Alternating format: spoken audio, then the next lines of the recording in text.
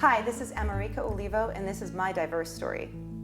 When I was born to a family that was, both of my parents had been married before, and I was the first child from both of my parents, and I was born multiracial. And I didn't really look much like my siblings or either really of my parents, so I felt like I didn't really fit in. My other siblings were actors, and I always wanted to be a performer. And they were sent out on auditions, and they would book these commercials, and they were blonde and blue or green-eyed, and the agent would send me out and not know what category to put me in. And back in those days, it was a very clear, like, you're either Caucasian or you're not, and we need the not, and there's like a negative term, token, to fill that gap and, you know, satisfy that audience. And I wasn't here. I was neither here nor there.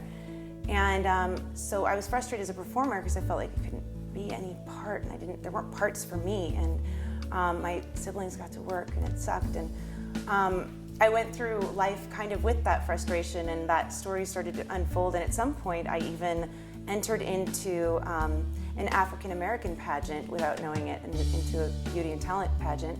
I went and auditioned, and I got in, and won the state finals for Hal Jackson's Talented Teens, and went to the nationals, where I was the only light-skinned, non-African descended person in the pageant, and realized that I was neither here nor there again in that community. But the community was so wonderful, and it was such a great experience, because I realized that it was so amazing that I had just enough of this or that to be included in every community, that I didn't have to be an outsider or, you know, say I'm not enough of a minority to be here, or not enough, you know, Caucasian to be in that, but that I could be kind of who I am and just show up and be 100% authentically me.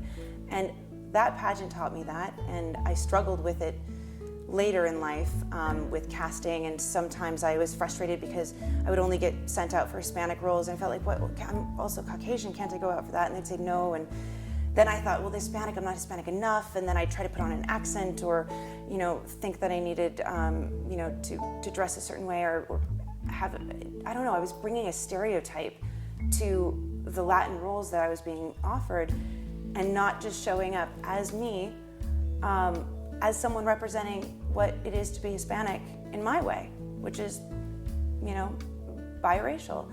And now in my career acting, the roles that I'm doing now, I'm actually able to comment on the fact that my Spanish isn't perfect in my roles, or that I am light-skinned and still Hispanic, or have a blonde mom or something. And I bring myself to the roles, and I realized that I was misrepresenting my own community of mutts and not allowing there to be those roles. The thing I was so frustrated with, I was actually perpetuating the stereotype. So so now I want to have a parade, because mutts don't have a parade, and I want to get flags with all the different countries that I come from, and march down the street in New York and Times Square and be a mutt.